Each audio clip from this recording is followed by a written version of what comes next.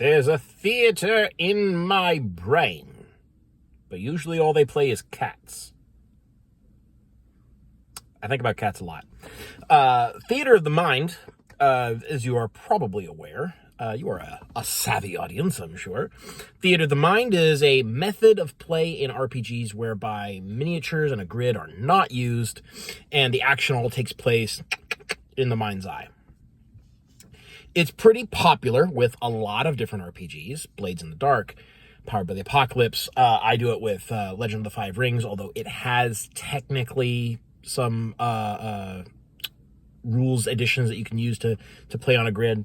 Skirmish and intrigue conflicts, you don't use them.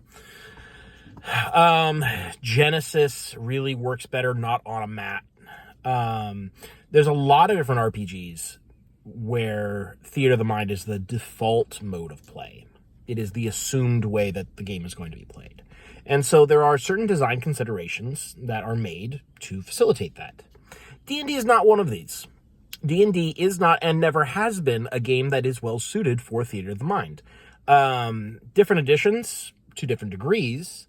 4th edition, almost impossible to play Theater of the Mind unless you are scrapping a significant portion of the system. Movement, positioning, measurements, these are all important things to the tactical aspect of the game, and so a significant portion of character budgeting, like the build budgeting, is spent on abilities that deal with these aspects. And so 4th edition is a very poor game to try to play Theater of the Mind. 3rd edition, you can get away with it. Like 5th edition, I'd say 3rd edition and 5th edition are kind of equivalent in this regard. And I have not played earlier than 3rd edition, so I can't speak to those. But as far as I am aware, it's more or less the same thing. The reason why, well, the primary reason why D&D is so poorly suited to a Theater of the Mind playstyle is that it has very explicit distances, speeds, measurements in the rules. You don't move closer, you move 20 feet. You know, a game that is designed to be done in Theater of the Mind really needs to simplify positioning and distances and movement to the point that it can be easily kept in someone's brain. I consider myself pretty smart. I can hold a lot of information up here for a fairly extended amount of time, more than most of the people that I know. And I don't think it's bragging to say that. It's just, some people are better at this than others. I'm pretty good at that. I play a lot of tactical games. I play a lot of board games where, sort of juggling information and making calculations and assessments all at the same time, and then storing that and processing it into a strategy. All of that is stuff that I do on the regular. I would not be able to hold in my brain most D&D combats that I have played out. Some of them I could, because it's a very simple combat. You have maybe one terrain feature, 2 or 3 monsters at most, and we basically just run up and exchange blows until they're dead. That you can do, obviously. Anyone can do that. I would think that's pretty boring, though. If that's the way that your combat is going, I don't think that you really even need to run it as combat. You could run that as a narrative scene, You run into some monsters. Some stuff happens. Maybe words are exchanged. Maybe you have to chase them down, or they're chasing you. You turn to fight. Gack them. Combat over. You don't need to run it as combat. You really need to engage with the combat rules when there is kind of a lot of stuff going on. You need to know about positioning. You need to know about resource expenditure. You need to actually play this out, because there's more than one enemy. There's going to be more than one round of combat. These kinds of things, necessitate having a combat system to resolve it in D&D. So when that happens, can you hold the positions of, 8+ characters that are moving in specific discrete measurements all in your head at once while running the game, I would posit that nearly anyone cannot. Pretty sure I couldn't. Like, if you have terrain to track, the position of the terrain, characters' positions relative to the terrain, and to every other character in the scene, that is dozens or possibly hundreds of measurements that you would need to keep track of, or imagine as they come up, which is probably the way most people do it. But what you run into then is when someone asks, am I in range to do this? Which they have to, because they don't know. There's no way to check it independently. They're always going to have to say, DM, can I do this? Which is bad. In a previous video about player agency, you see my thoughts on that. Anytime the player needs to ask permission to the DM, like, oh, please, can I do the thing that I am here to do? That's taking away player agency, and that's generally a bad thing. I'm in favor of games that give players agency, not games that take them away. So when you ask the DM, like, am I in range to make this attack? Or can I get into range? It's kind of up to the DM at that point, because they cannot possibly track all these numbers.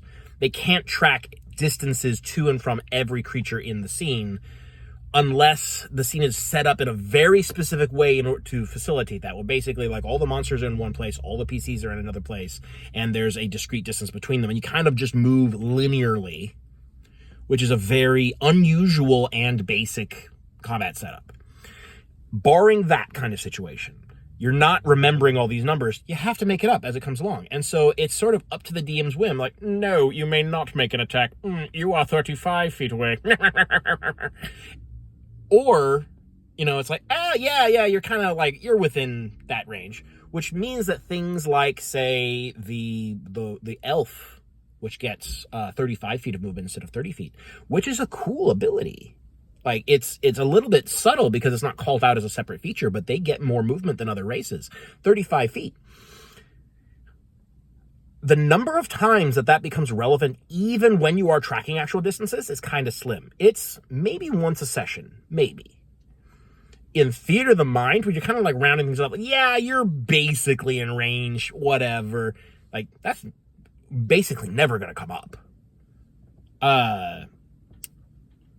And so it robs players of a lot of their tools that have to do with specific discrete measurements. It just robs the players of all the agency that they would have when you run on a grid. Now, how popular is running on a grid? I could not say. I've not done surveys. All I know is I don't know of any groups. I have not seen any groups outside of actual play podcasts, which is a whole other thing. They're basically doing a whole different thing than us, who are actually playing the game to play the game, because they're making a entertainment package. That's all they're doing. The rules are they're not even secondary. They're tertiary. People that I've seen playing the game and people that I've played the game with pretty much universally use a grid. It is fairer. It maintains player agency. It allows you to make more interesting scenes because you don't have to store everything in your brain. Your brain has limited capacity for holding information in short term. And the more that you put up there, the easier it is for you to lose information. And then you kind of have to wing it. And the more you wing it, the more DM fiat you have in your game, basically, the less power the players have. And in my opinion, D&D is about letting the players have power. It is a power fantasy of a sort. And this isn't just like, oh, I am big and strong and I can make a difference in the world. It's being able to sort of decide your destiny, you know, using the rules as they are set out to do the things that you want to do and know like what the chances are of succeeding and being able to make that happen by using the resources available to you. And you don't get to do that when you are asking the DM every turn if you are able to even take your basic actions. So I know some people who find Theater of the Mind in 5th edition to be pretty cringe. They get mad about it. I'm wondering if they'll watch this video. But anyways, I don't really get mad about it. I just think it's a suboptimal way to play. I think it takes away, even in 5th edition, some of the vestiges of like what is valuable about this system. What does it allow you to do that is fun and entertaining and empowering? And it kind of strips those away. Like how many monsters can I catch in a fireball? That's a question that I would need to ask the DM, and it's entirely up to their whim. I have no way to calculate it myself. Like, can I move into a position where my Cone of Cold hits more monsters? Is there a more optimal way to cast lightning bolts? These are things that I can do on a grid because I know the rules for, spell placement and positioning and movement. I can't do that at all in Theater of the Mind. And so I would posit that D&D is not written to be Theater of the Mind. Now, it doesn't admit this. It doesn't say, hey, you're supposed to play on a grid, but if you don't want to, you can also play Theater of the Mind. It's kind of written in the reverse. It's like, hey, here are the measurements. If you want to play on a grid, here's how you translate these rules to grid play. And that tricks people into thinking that it's designed for Theater of the Mind. It's truly not. If you look at other RPGs that are designed for Theater of the Mind, they are written very differently. And it mostly comes down to measurements, is what it comes down to. Games designed for Theater of the Mind do not use feet and inches in their measurements. They don't use meters, whatever it is. You're not walking 15 feet, you're moving like one range band closer, or you're moving into close range, however it is that the particular game handles it. Or maybe, it's purely narrative and there aren't even mechanics for determining range. Things like Fabula Ultima, Blades in the Dark. These are things that, like, ranges and distances are fully narrative. There's no mechanic, there's no fundamental difference in the game between a melee attack and a ranged attack. It's all about how it interacts with the narrative. When you are talking about, I can move 30 feet on my turn. As an action, I can move an additional 30 feet. What does that mean in Theater of the Mind? When it's entirely up to the DM whether I would be within 30 feet or within 60 feet to begin with. It really boils down to a whole lot of Mother May I. And I hate that. I would not tolerate that. I'm trying to think, if I had a really good friend who's running the game and wanted to do it that way, okay, so if it's a really good friend, I probably wouldn't just quit the campaign, but I would have, a serious sit-down conversation with them about, why this is not a great way to do things, and ways that we could work together to improve on the gaming experience, namely by using a grid and miniatures. Plus, playing on a grid with miniatures is pretty fun, isn't it? Having a little token to visualize your character, that's fun.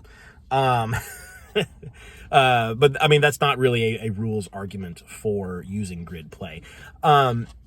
But yeah, since D&D uses explicit measurements, and this has always been the case in D&D, even in the first edition, characters would measure distances in feet to their targets. They would move a certain distance along the battlefield or the dungeon floor in each turn. And so it wasn't really designed for Theater of the Mind play, which is not surprising because D&D got its start as a miniatures war game, and it sort of evolved into a role-playing game from there. And so miniature combat has always been part of the lifeblood of D&D. It is only recently that people have started, and by recently I mean within the last 20 years, that people have really started to sort of denigrate the idea that you would need to or want to use miniatures to run your combat. And this idea that Theater of the Mind is the more high-cultured way to play the game. And if you don't do Theater of the Mind, well, you're just some sort of power gamer, war gamer who doesn't really care about role-playing the way I do. That's how they come across. And that's just, it's so bizarre to me, given the historical context of the game and the mechanics that have come to be the way they are. So, anyways, it's my thoughts on, what am I even talking about? Theater of the Mind versus Grid Combat. Theater of the Mind it's wonky at the best of times. D&D is for sure not written to do it, even if it doesn't admit that. And by the way, 5th edition kind of hurts itself with that regard because it doesn't acknowledge grid play as its primary mode. A lot of rules are written in such a way that they don't assume a grid, and so they don't really work that well with a grid. You know, people will talk about, square fireballs in 4th edition. Oh, but fireballs are a square. That makes it like a video game, which is kind of weird because a lot of video games do circles just fine. But also, like, the fireballs are squares in 5th edition too. Like, because when you translate it into a grid, that's how it has to go, because it doesn't have like comprehensive rules for translating onto the grid, because it's not written with the assumption of there being a grid. Am I making sense? Like, it's kind of the worst of both worlds, because it doesn't assume a grid, but it is written in such a way that you kind of need one anyways. But 5th edition taking the worst of both worlds when it comes to translating rules from older editions. It's not surprising. It's not new. It's not anything special. Theater of the Mind is not a good way to play D&D. If you want to run Theater of the Mind, there's so many RPGs out there that do it better. There's so many RPGs that are designed to do this mode of play. D&D just isn't one of them. You don't have to play the most popular RPG. You should play the RPG that does what you want in your game.